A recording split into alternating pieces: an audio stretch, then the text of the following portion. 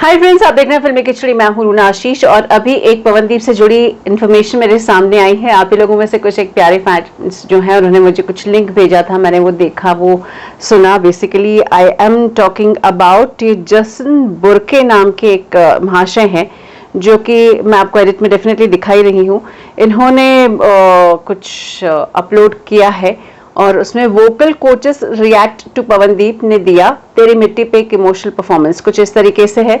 और ये दोनों डेफिनेटली हमें हमारे देश के तो नहीं लग रहे हैं। मैं इनके बारे में और रिसर्च करने की कोशिश कर ही रही हूँ कि ये जो दोनों वोकल कोचेस बनकर आए हैं वो कौन है। जो जस्टिन है वो तो डेफिनेटली एक सिंगर है और लैला दूसरा नाम, लाला या लैला दूसरा नाम जो मेरे सामने आ रहा है। डेफिनेटली इन्फॉर्मेशन आई तो मैं आपको दे रही हूँ, लेकिन ये फर्स्ट इन्फॉर्मेशन है। सबसे पहले स्टोरी आपको अपलोड करके बताना चाहती थी कि ये दोनों जो वोकल कोचेस हैं ये अपने यूट्यूब चैनल पर इन्होंने हाल ही में पवनदीप के तेरी मिट्टी और वंदे मातरम जो उन्होंने गाया था इंडियन आइडल के टाइम पर, और बहुत ज़्यादा पसंद किया जाता है उनका ये वाला गाना अभी भी। उसके बारे में वो सुन रहे थे, दोनों डिस्कस कर रहे थे कि कैसे ये वाला जो गाना है, उनको भाषा समझ में नहीं आ रही, वो बहुत क्लियरली कह रहे हैं। वो ये भी कह रहे हैं कि भाषा समझ में आती है तो उसको एक्सप्लेन करने में, रिव्यू करने में ज़्यादा आसानी हो जाती है। लेकिन भाषा की समझ ना होते हुए भी वो ये कह रहे हैं कि जो आवाज़ है ये बहुत अच्छी है, इसकी रेंज बहुत अच्छी है, एकदम से हाई लो पिच एकदम मेंटेन कर लेती है। और जो मोहतरमा है वो तो तेरी मिट्टी और वो जो एनवे केसरिया बहुत हाई पिच पे जब पवनदीप गाते हैं एंड वाले वो वर्ड्स, तब उसमें तो उनकी आंखें भीग गई, शी स्टार्टेड क्राइंग।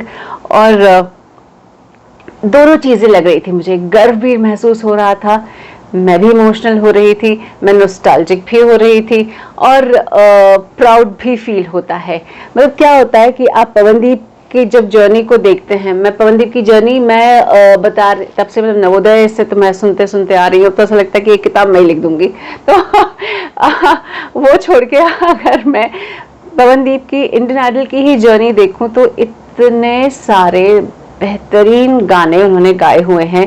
और वो पल मेरे लिए बहुत अभी भी थोड़ा डिफिकल्ट हो जाता है जब कोविड की वजह से उन्हें क्वारंटीन किया गया था और उनको अलग रूम में रखा गया था। And when he made a come back, I could really feel कि वो कितना मेहनत करके वो गाना गा रहे हैं जो पहले आसानी से गा लेते हैं। लेकिन डेफिनेटली कोविड का समय ऐसा था और वो होता है कोविड में कि आपको सांसों पर नियंत्रण करना पड़ता है।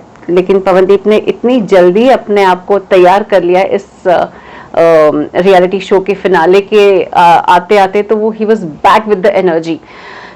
एंड जब वो वाला गाना तेरी मिट्टी की बात कहूँ या कलंक की बात कहूँ या फिर तेरे बिना नहीं, ये वाले किसी भी सॉन्ग की मैं बात करूँ, चाहे उनके और अरुणिता के डुएट की मैं बात कर लूँ या फिर जो उन्होंने गजल गई थी, इनफैक्ट जगजीत सिंह साहब की, भूल भी गए थे। लेकिन फिर भी जितने भी गाने निकाले जाएं, एक बात तो क्लैरिटी के साथ समझ में आती है कि ये बंदा गिफ्टेड है।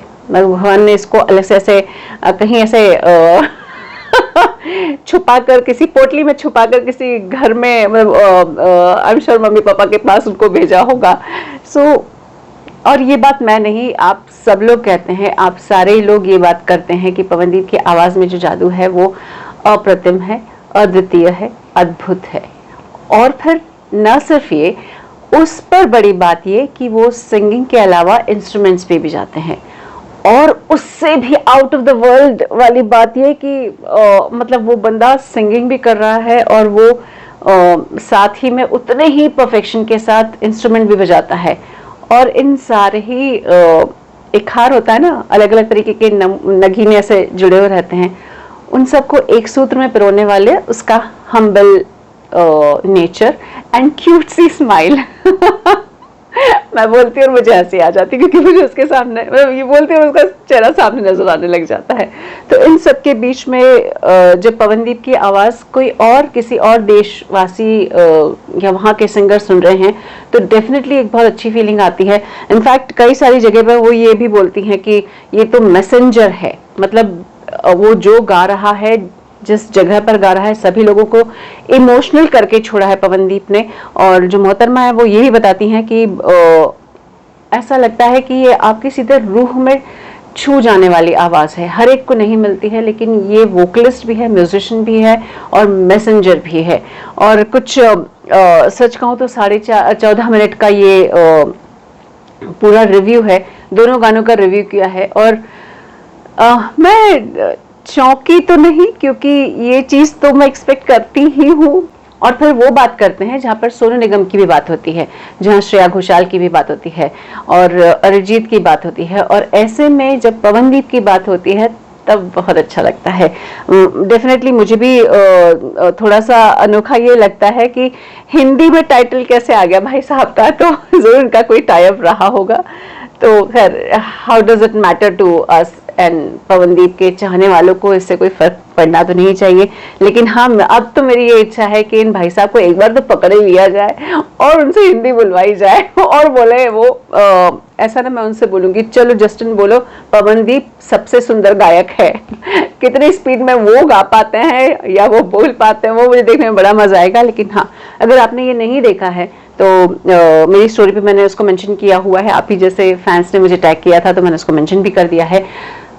देखिए और एक बार फिर से प्राउड होने का, अपने आप पर गर्व करने का और ये सोचने का कि पवनदीप को हमने इंडियन आइडल के 0 डे से लेकर फाइनल डे तक देखा और उसके बाद भी हम उसके सफर में उसके सहभागी हो रहे हैं, उसके आगे बढ़ने में हम उसका साथ दे रहे हैं। वरना भाई हर कोई थोड़े ना राष्ट्रपति और प्रधानमंत्री जी के सामने गाना गाने के लिए पहुंच जाता है, भजन गाने के लिए पहुंच जाता है, जो कि पवनदीप का जॉनर भी नहीं है। मैं इतने क्लैरिटी के साथ कहती हूँ, इसमें बॉलीवुड सिंगर, लेकिन जब वो भजन भी गाता है तो जो सुंदर आवाज है वो किसी भी गाने में अच्छी लगेगी, तो भजन क्या और क्या, मतलब क्या बात कही जाए यार। इस व्यक्ति को तो मुश्किल हो जाता है इस व्यक्ति की ड्राइंग करना मेरे लिए। लेकिन मैं इतनी कह सकती हूँ बात कि मैं बहुत खुश हूँ, मैं बहुत बहुत बहुत हैप्पी हूँ। पवन, तुम्हें और भी आगे जाना है। पवन, तुम्हें सिर्फ इन 2 सिंगर्स या इन 2 वॉइस कोचेस की बात पर रुक नहीं जाना है, अभी बहुत सारी जगह जाना है। और मैं अभी से बता रही हूँ, एक बार फिर से बता रही हूँ, तुम हीलर हो, तुम इस दुनिया में बहुत सारे लोगों का दर्द दूर करने के लिए आए हो। वो तुम मुस्कुरा के करवाते हो या रुला देते हो, वैसे करते हो, या सामने वाले को चुप कर देते हो, तुम उस अंदाज से करते हो, but you are healer, you are music healer, don't forget that. आगे बढ़ते जाना। मैं बहुत खुश हूँ। अब अपनी खुशी जो है वो नीचे लिख कर मुझे भी बताइए। जय हिंद।